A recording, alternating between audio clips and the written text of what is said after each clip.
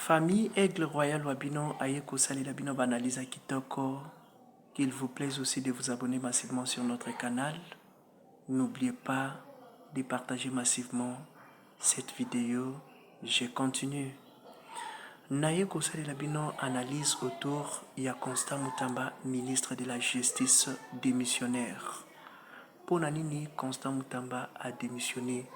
Il a démissionné conformément à la réquisition du parquet général près la Cour de cassation.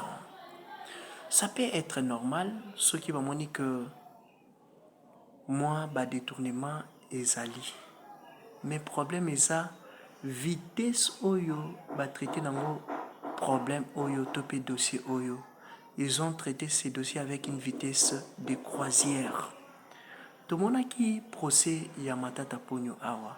Ils ont traité les dossiers Matata avec beaucoup de négligence, beaucoup de manœuvres jusqu'au point de lui faire fuir. Aujourd'hui, Matata Ponyo Azana bisoté. Condamné, bien sûr. Balongolé, immunité, bien sûr. Mais où est-il? Il n'est pas ici avec nous. Il a fui. Maintenant, Constant Mutamba, ministre de la Justice, a lobby naïbité, mbongo ebungité, mbongo ezali. Ce qui peut être procédure ezala qui biaisé, ezala qui peut violer, mais misolo ezali. Est-ce que kokanga Mutamba eza urgence? Je ne pense pas. Toza na makambo ebele na mboka oyo. La RDC est agressée par les Rwandais. Oui, les Rwandais menacent les territoires de notre pays. Je n'ai jamais vu le Sénat, les parlements condamner Paul Kagame, condamner l'agression rwandaise. Ils ne font jamais ça. Maintenant, mes très chers compatriotes, les Kambouya Mutamba ndezo comme priorité. Moi, je ne pense pas. Je vais d'ailleurs vous révéler quelque chose. Tomonaki vidéo moko efuitaki tope audio efuitaki. Nakati ya audio ezaki interaction ya Sama Lukonde na sénateur à mort Hippolyte Kanambi. Na masolo na bango, Sama Lukonde azo se plaindre, azo yebise que le problème ce n'est pas moi, le problème c'est pas président, le problème c'est Constant Mutamba. Constant Mutamba nde azo lukabal to longolo ba immunité. Ngana na problème te. À partir ya audio wana nde toye komona accélération ya procès ya Mutamba, topé ya dossier ya Mutamba. Parquet général près la Cour de cassation a bandi ba réquisition. Oh, bolongole ba immunité. Allons, tozo senga boy na boy. Tozo senga bo pesa biso autorisation à se présenter deux fois. Et Simbité va continuer jusqu'au point que Constant Mutamba a démissionné. Très chers compatriotes, moi ce que je vois personnellement, bazana posa ba longola ba bras fort nyon surtout ya président Fachi Pembeni na ye. Je vais vous choquer. Tilelo parlement na biso ezana maboko ya Kabila. Parlement na biso etonda na batu ya Kabila, bazo pesa loi kuna na ndenga kosakana te. Chers compatriotes, basakana kana souveraineté ya mboka te. Nous sommes un pays puissant.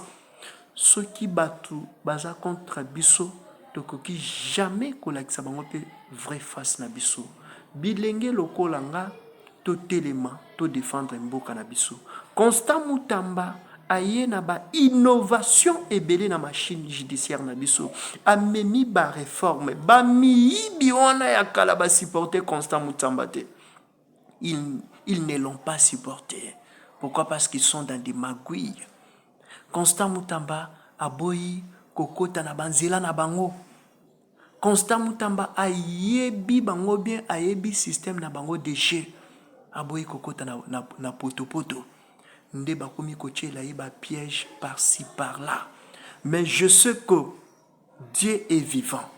Constant Mutamba akokota bolo côté. Constant Mutamba kozongela musala na ye. Constant Mutamba kozongela musala na ye parce que biso nyonso tomoni ba prouesse na ye. o nyonso tu azoluka makambo azoluka mutu ya Constant Mutamba akomona bilenge na nzela na ye. Faci aza na posa ya bato lokwa Bakai Kwamba Thérèse, Constant Mutamba, Badudu Famba na justice aza na posa ya belema pour pouvoir ya Congolais ezala bien défendu. Très chers compatriotes, ça c'est une cabale montée de toutes pièces pour jeter l'opprobre à la mémoire du ministre de la Justice, Maître Constant Mutamba. Bilenge totelema, bilenge totia makelele, eza acharnement te. Parlement, Sénat, Kabila, Azakuna. Ces gens-là sont des serviteurs de M. Hippolyte Kanambe. Yango bazo sala ba complot contre la République.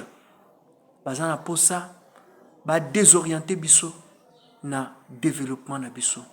Il est temps de développer la RDC. Il est temps de soutenir des personnes de valeur. Constant Mutamba, c'est une personnalité de valeur. Ceux qui te négligent Constant Mutamba, justice et kozonga na sima na ndinga kusakana te. Toi na posa justice na biso zonga na sima te. Alors topé sa force na ministre de la justice, to soutenir ye. Bilenge ya Congo, oza Muswahili, oza Muluba, oza Mungala, oza Mukongo, tia makelele. Constant Mutamba azana boloko akokota te, ayibi misolo te. Ayibi misolo te. Firmez Vonde, il faut expliquer biso 7 millions ya ba magistrat et kenda wapi. Il faut bapesa biso d'explication. Il faut bapesa biso d'explication. 100 jours pe et kaka aboye misolo wana etikala jamais komonana. Chers compatriotes, tokutani balasima.